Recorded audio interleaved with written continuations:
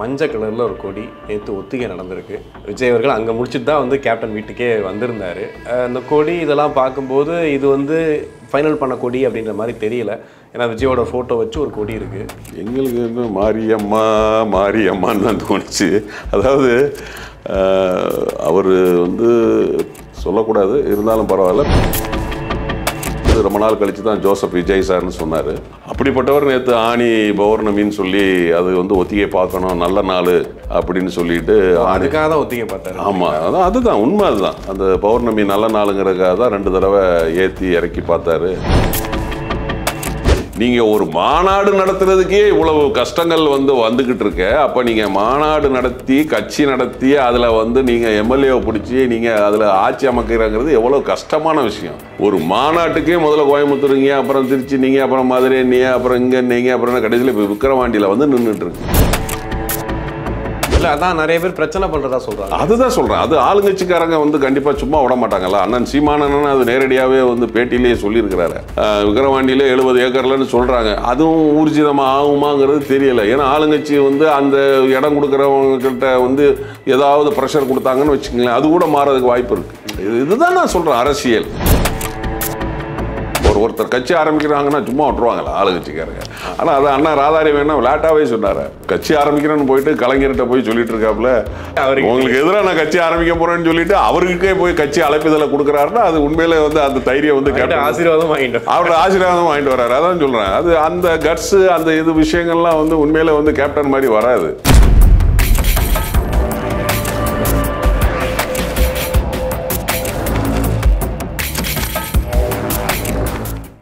உலகெங்கும் வாழக்கூடிய ஆகாயம் தமிழ் நெஞ்சங்களுக்கு கிறிஸ்டியின் அன்பு வணக்கம். இன்று நம்மோடு நடிகர் மற்றும் தேமுதிகவின் செய்தி தொடர்பாளர் மீசை ராஜேந்திரன் நினைஞ்சிருக்காரு. வணக்கம் சார். வணக்கம் கிறிஸ்டி. மஞ்சள் கலரில் ஒரு கொடி நேற்று ஒத்திகை நடந்திருக்கு. விஜய் அவர்கள் அங்கே முடிச்சுட்டு தான் வந்து கேப்டன் வீட்டுக்கே வந்திருந்தார். அந்த கொடி இதெல்லாம் பார்க்கும்போது இது வந்து ஃபைனல் பண்ண கொடி அப்படின்ற மாதிரி தெரியல. ஏன்னா விஜயோட ஃபோட்டோ வச்சு ஒரு கொடி இருக்குது. உங்களுக்கு பார்த்தோன்னா என்ன தோணுச்சு ஃபஸ்ட்டு? எங்களுக்கு இன்னும் மாரியம்மா மாரியம்மான்னு தான் தோணுச்சு. அதாவது அவர் வந்து சொல்லக்கூடாது, இருந்தாலும் பரவாயில்ல. பேர் அவர் வந்து ரொம்ப நாள் கழித்து தான் ஜோசப் விஜய் சார்னு சொன்னார். அப்படிப்பட்டவர் நேற்று ஆணி பௌர்ணமின்னு சொல்லி அது வந்து ஒத்திகை பார்க்கணும், நல்ல நாள் அப்படின்னு சொல்லிட்டு அதுக்காக தான் ஒத்திகை பார்த்தாரு. ஆமாம், அதுதான் உண்மை. அதுதான் அந்த பௌர்ணமி நல்ல நாளுங்கிறதுக்காக தான் 2 தடவை ஏற்றி இறக்கி பார்த்தாரு அப்படின்னு சொன்னாங்க. பட் இதெல்லாம் கொடுமையாக இருக்கு. இல்லை, அது உண்மை. அதுதான் எல்லா கொடி கட்டினா உடனே மாரிமுகல் கூழ் ஊற்றுறதான்னு கேட்குது. இல்லைங்க, ஏங்க அதுதான் அது தப்பு இல்லையே. அதாவது அதுக்காக நம்ம வந்து அவர் வந்து பிரபால் வந்து கிறிஸ்துவர், அதனால வந்து அவர் வந்து ஜாதகம் பார்க்கக்கூடாது, நல்ல நேரம் பார்க்கக்கூடாது, நல்ல நாள் பார்க்கக்கூடாதுன்னு சட்டம் ஒன்றும் கிடையாது. ஓகே, அது அவர் இஷ்டம். ஏன்னா இப்போ படங்கள்லேயே வந்து பார்த்தீங்கன்னா குங்குமம் வச்சு சிலுவை போட்டு காவி வேட்டிலாம் கட்டிட்டு வர்றாரு. அதனால் அவர் எம்மதம் சம்மதம் அப்படிங்கிற ஒரு ரேஞ்சில் இருக்கக்கூடிய ஆள் தான் அவர். பட் என்னையை பொறுத்த வரைக்கும் கேட்டிங்கன்னா, நேற்று வந்து பார்த்தீங்கன்னா அவர் புஷ்ய ஆனந்த் சாரும் அப்படி தான் வந்தார். ஆனால் இதுதான் ஒரு இறுதி முடிவாக இந்த கட்சி இப்படி தான், ஐ மீன் இந்த கொடி இப்படி தான் இருக்குமாங்கிறது கொஸ்டின் மார்க் தான். கொடி கலர் கன்ஃபார்ம் மஞ்சள் கலர் தான். அது நமக்கு தெரியாதுல்ல. அவங்க என்ன மூவர்ண கொடி கூட வச்சிருக்கலாம், 3 கலரில் கூட வைக்கலாம், 1 கலரில் கூட வைக்கலாம், 2 கலரில், அது அவங்க இஷ்டம் தானே. அது என்ன எப்படி கலரில் வைக்கிறாங்கன்னு தெரியல சார். கொடியை உருவப்படுத்துறதுலே வந்து விஷயம் இருக்குது சார், சாதாரண விஷயம் கிடையாது. இப்போ 3 கலர் வைக்கிறாங்கன்னா அந்த 3 கலருக்கும் அது உண்டான குணாதிசயங்களை வச்சு தான் வந்து கொடியெல்லாம் எடுப்பாங்க. அதே மாதிரி அது கொடியில் வந்து அவருடைய உருவம் இருக்காங்கிறத பார்க்கணும். ஏன்னா அவர் ஏற்கனவே படங்கள்லாம் அதை அந்த மாதிரி டைலாக்லாம் பேசிலாம் பண்ணியிருக்கிறாங்க. இந்த ஒரு முகத்துக்காக தான் எல்லாமே இருக்குது அப்படிங்கிற மாதிரி பிராண்ட் அழிக்கிறது தான் என்னோட வேலை. ஆமாம், அதனால் வந்து பார்த்தீங்கன்னா அதில் வந்து அவருடைய கட்சி கொடியில் அவருடைய ஃபேஸ் இருக்கா அப்படிங்கிறது பார்க்கணும். எனக்கு தெரிஞ்சு அந்த ஃபேஸ் இருக்கிறதுக்கு வாய்ப்புகள் ரொம்ப கம்மி தான் நான் ஃபீல் பண்ணுறேன். ஏன்னா நான் இவ்வளோ நாள் அரசியலில் இருக்கிறதுனால நான் ஃபீல் பண்ணுறேன். அது வந்து மிகப்பெரிய ஒரு தலைவர்கள் வந்து அந்த கொடியில் வந்து அவங்களுடைய உருவத்தை வந்து பதிப்பாங்க.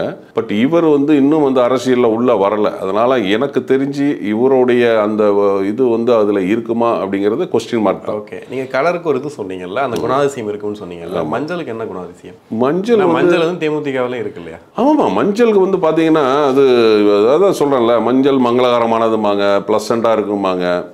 அந்த மாதிரி ஒவ்வொன்றுக்கும் ஒவ்வொரு விஷயங்கள் இருக்குது. அது வந்து அவர் இதை தான் இன்னும் செலக்ட் பண்ணாங்கிறது தெரியல. 22 தானே அவங்க வந்து அந்த இதை வெளியிடுறாங்க. ஓகே, அது 22ஆம் தேதி தான் நமக்கு தெரியும். சரியான டைமா சார் அவருக்கு இந்த கட்சி கொடியை வந்து வெளியிடுறதுக்கு சரியான நேரம் நினைக்கிறீங்களா? இல்லை, எனக்கு தெரிஞ்சு இப்போ ஒரு மாநாடு நடத்தணும்னா கண்டிப்பாக கட்சி இதை அறிவிச்சு தானே ஆகணும்.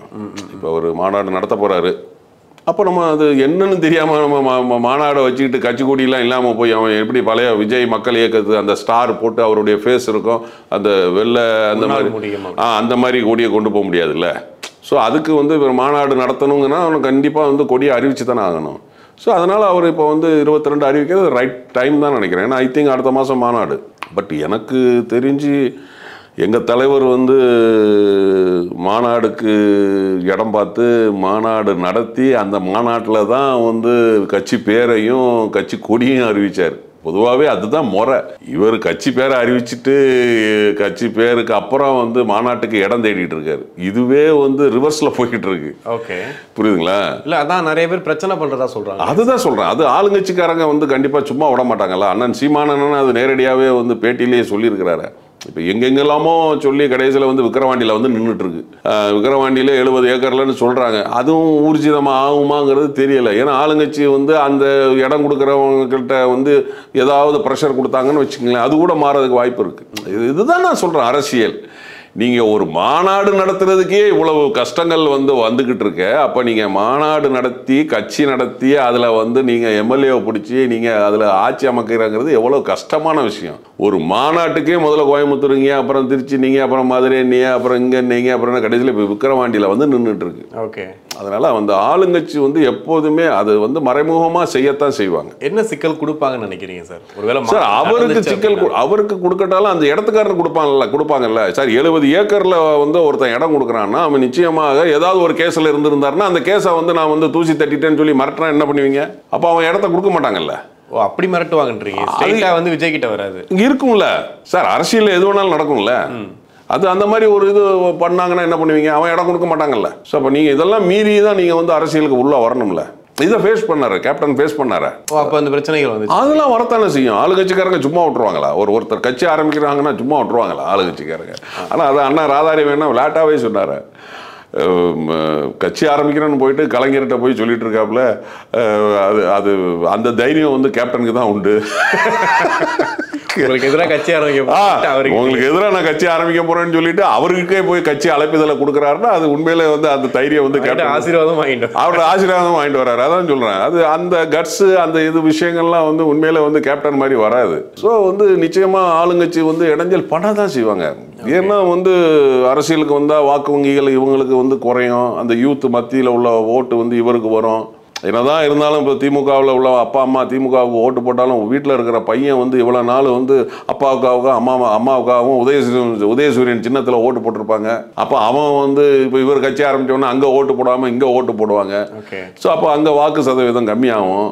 ஸோ அதனால் இடைஞ்சல்கள் வந்து டைரெக்டாக கொடுக்கட்டாலும் இன்டைரக்டாக கொடுக்க தானே செய்வாங்க. இப்போ வரைக்கும் மாநாடுக்கு ஒரு 10 லட்சம் பேர்னு சொல்லி கனெக்ட் பண்ணியிருக்காங்க.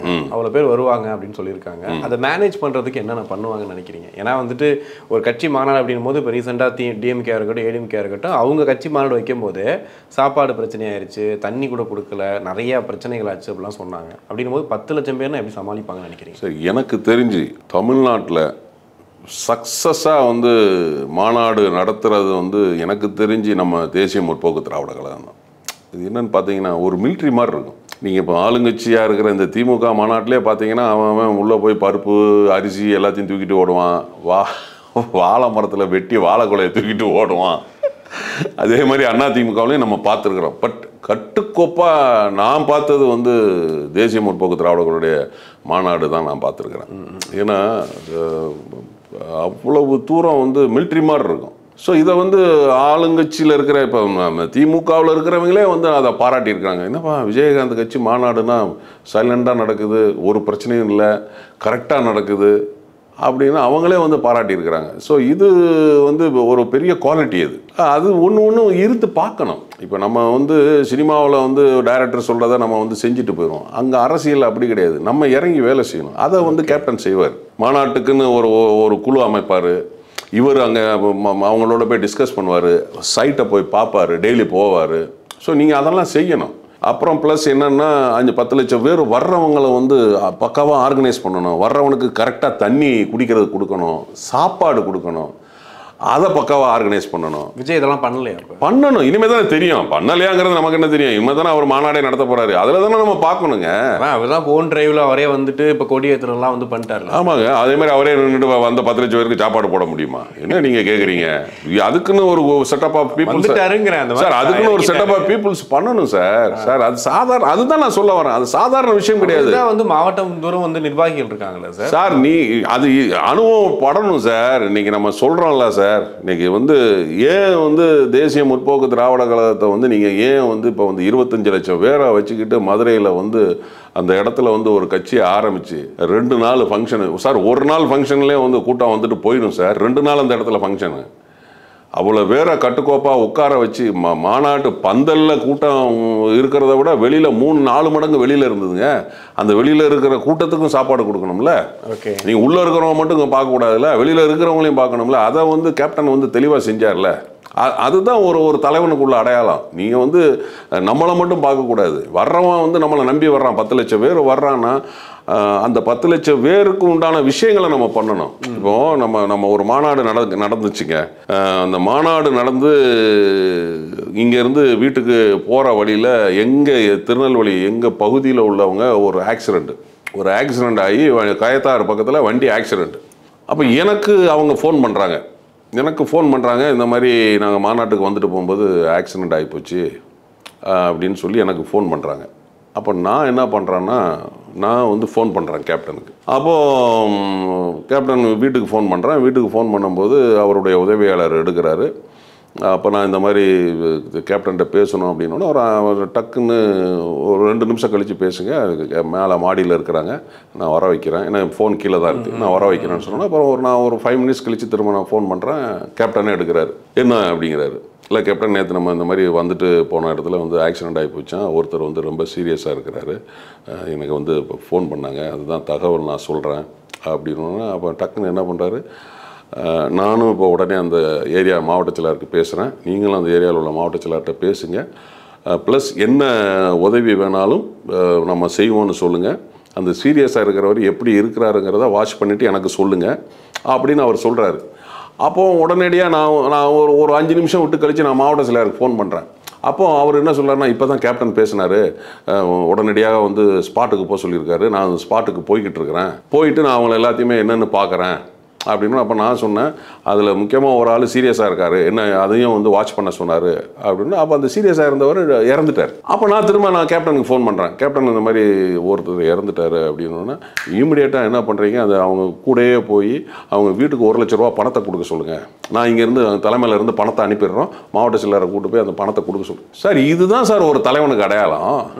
ஸோ இதெல்லாம் செய்யணும் சார், இதெல்லாம் செய்யணும். நீங்கள் சும்மா நம்ம கட்சி ஆரம்பிச்சிட்டோம், நம்ம வந்துட்டு உடனே முதலமைச்சர் ஆயிரும் அப்படின்லாம் சொல்லணும். பிரம்மாண்டமான மாநாடாக இருக்க போன்னு சொல்கிறாங்களே, இது வரைக்கும் வந்து தமிழக இது வரைக்கும் பிரம்மாண்டம். எனக்கு தெரிஞ்சு கட்சி ஆரம்பித்து 25 லட்சம் பேர் வந்தது வந்து எனக்கு தெரிஞ்சு அதிமுகவோட எங்கள் கட்சி தான் நான் சொல்லுவேன். ஏன்னா 1949 கட்சி ஆரம்பிக்கும் போது, திமுக ஆரம்பிக்கும் போதுலாம் இவ்வளோ கூட்டம் கிடையாது. அது மழை பெஞ்சிக்கிட்டு இருந்தது. சென்னையில் ராபின்சன் பூங்காவில் தான் ஆரம்பித்தாங்க. அப்போல்லாம் வந்துட்டு வந்து ஆயிரக்கணக்கான பேர் கூட இருந்திருக்காது, 100கணக்கான பேர் தான் இருந்து தான் அந்த கட்சியை ஆரம்பித்தாங்க. அதே மாதிரி 1972 வந்துட்டு அனைத்து இந்திய அண்ணா திராவிட முன்னேற்ற கழகம் ஆரம்பிக்கும் போது அப்பவும் வந்து இவ்வளோ லட்சக்கணக்கான மக்கள் கிடையாது. ஆனால் 25 லட்சம் பேர் கேப்டனுடைய கட்சி ஆரம்பிக்கும் போது. இது மிகப்பெரிய சரித்திரம். இந்த சரித்திரத்தை உடைக்கிறதுக்கு முடியாது, என்னை பொறுத்த வரைக்கும் இனிமேல் யாராலும் முடியாது. 25 லட்சம் பேர், நீங்கள் சொல்கிறதே 10 லட்சம் பேர் தான் சொல்லுங்க. 10 லட்சம் பேர் சொன்னால் 10 லட்சம் பேர் வருவாங்களான்னு பார்க்கணும். முதல்ல 10ல் 7 வருதா, 6 வருதா, 8 வருதா நம்ம பார்க்கணும். பட் அது 25 லட்சம் பேர் நம்ம அதிகாரப்பூர்வமாக நமக்கு வந்து ரெக்கார்டாக இருக்குது, எல்லா பத்திரிகையிலையுமே போட்டிருக்காங்க, எல்லாமே ரெக்கார்டாகவே இருக்குது. ஸோ அது வந்து அவ்வளோ பேரை நீங்கள் வந்து 10 லட்சம் பேருக்கு உண்டான விஷயங்களை நீங்கள் அங்கே பண்ணணும் சார். 10 லட்சம் பேர் வந்துட்டு கரெக்டாக போகணும் சார். நீங்கள் ஒரு மாநாடு நடத்துறதுக்கே உங்களை வந்து இவ்வளவு இடம் கொடுக்காம இவ்வளோ பிரச்சனைகள் வரும்போது 10 லட்சம் பேர் வந்துட்டு போனோம்னா அவனுக்கு எவ்வளோ பிரச்சனைகள் வரும், அதையும் நம்ம பார்க்கணும்ல. ஸோ அதெல்லாம் வந்து தாண்டி பண்ணுறது வந்து மிக திறமையான ஒரு விஷயம்தான். ஓகே, இப்போ ஆரம்பத்திலே கூட்டணி பற்றி பேசும்போது சொல்லிட்டு இருந்தீங்க, ஓட்டு பிரியும் அப்படின்னு சொல்லிட்டு. இப்போ என்ன சொல்கிறாங்க அப்படின்னா, ஒருவேளை ஏடிஎம்கே கூடயோ இல்லை ஏடிஎம்கே தனிச்சு விட்டுட்டு இவங்க ஒரு கூட்டணியாக இப்போ தேமுதிகவிலேருந்து விசிகாவிலேருந்து எல்லாரும் ஒன்றா சேர்ந்தாங்கன்னா ஏடிஎம்கே ஓட்டு வந்து காலி ஆகிடும், டிஎம்கே ரொம்ப ஈஸியாக ஜெயிச்சிரும் அப்படின்னு சொல்கிறாங்க. இந்த வியூகத்தை எப்படி பார்க்குறீங்க? இல்லை பொதுவாகவே வந்து பார்த்தீங்கன்னா உங்களுக்கு கட்சிகள் வந்து கூட்டணிகள் வந்து ஒரு 4 அணி 3 அணி 5 அணிலாம் இருந்ததுன்னா எப்போவுமே வந்து ஓட் பேங்க் அதிகமாக இருக்கிற கட்சி தான் ஜெயிக்கும். இன்னைக்கு இருக்கிற சூழ்நிலைக்கு ஓட் பேங்க் அதிகமாக இருக்கிற கட்சி வந்து திராவிட முன்னேற்ற கழகம் தான். ஸோ அந்த கருத்து அடிப்படையில் பார்த்தோம்னா நீங்கள் இப்போ திமுக தான் ஜெயிக்கும். ஏன்னா நீங்கள் சாலிடாக வந்து அவங்க வந்து பார்த்தீங்கன்னா இப்போ திமுக வந்து அதிமுகவோட ஓட் பேங்க் கொஞ்சம் அதிகமாக தான் இருக்குது இப்போ இருக்க சூழ்நிலை. இப்போ நம்ம கடந்த பாராளுமன்ற தேர்தலில் பார்த்தீங்கன்னா அதிமுக 20% தான் நம்ம பார்க்குறோம். பட் திமுக அதோட கூட்டணிலாம் பார்த்தீங்கன்னா எங்கேயோ போயிட்டு 45%க்கு மேலே போயிட்டு. ஸோ இப்போ அப்படி ஒரு சூழ்நிலைகள்லாம் வந்ததுன்னா அது வந்து அட்வான்டேஜ் ஆஃப் டிஎம்கே தான், திமுக தான். அப்படி ஒரு சூழ்நிலை வருமாங்கிறது நம்ம கையில் கிடையாது. நம்ம ஒரு அசம்ஷனில் ஒரு அனுமானத்தில் நீங்கள் வந்து கேள்வி கேட்பீங்க. அதனால் வந்து அதே மாதிரி விஜய் சார் கூட அவங்க ரசிகர்கள்லாம் சொல்கிறாங்க, கட்சி ஆரம்பித்த உடனே எங்கள் தலைவர் வந்து முதல் தேர்தலே வந்து சிஎம் ஆயிடுவார்னா அதெல்லாம் வந்து ஆகிறது கஷ்டம். அது வந்து ரொம்ப கஷ்டமான ஒரு விஷயம். ஏன்னா வந்து இவ்வளவு பேக்கேஜாக இவ்வளவு ஓட் பேங்கை வச்சுருக்கிறாங்க மற்ற கட்சிகள்லாம். திமுக ஒரு ஓட் பேங்க் வச்சுருக்கு, அதிமுக ஒரு ஓட் பேங்க் வச்சுருக்கு. ப்ளஸ் நம்ம மக்களோட மனசில் வந்து அந்த எம்பலம் அந்த சிம்பல் வந்து 2 சிம்பல் வந்து அப்படியே ரிஜிஸ்டர் ஆகி போச்சு.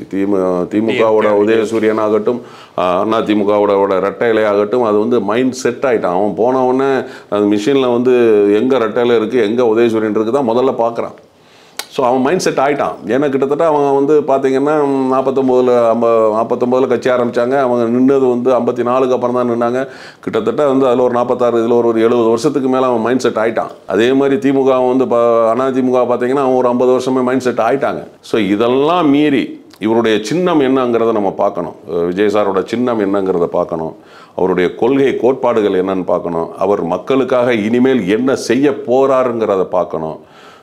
இதெல்லாம் பார்த்ததுக்கப்புறம் வந்து இவர் ஓட் பேங்க் இவ்வளோ வாங்குவாரா அப்படிங்கிறது கொஸ்டின் மார்க்.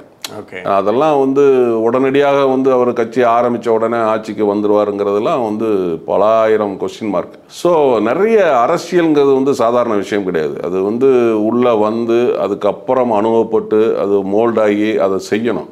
ஸோ வந்து அவர் இன்னும் எப்படி பயணப்படுறாருங்கிறத பொறுத்து தான் நம்ம வந்து அதை சொல்ல முடியும். நிறைய விஷயங்கள் பேசணும் சார். உங்கள் நேரத்துக்கு ரொம்ப நன்றி. நன்றி கிறிஸ்டி.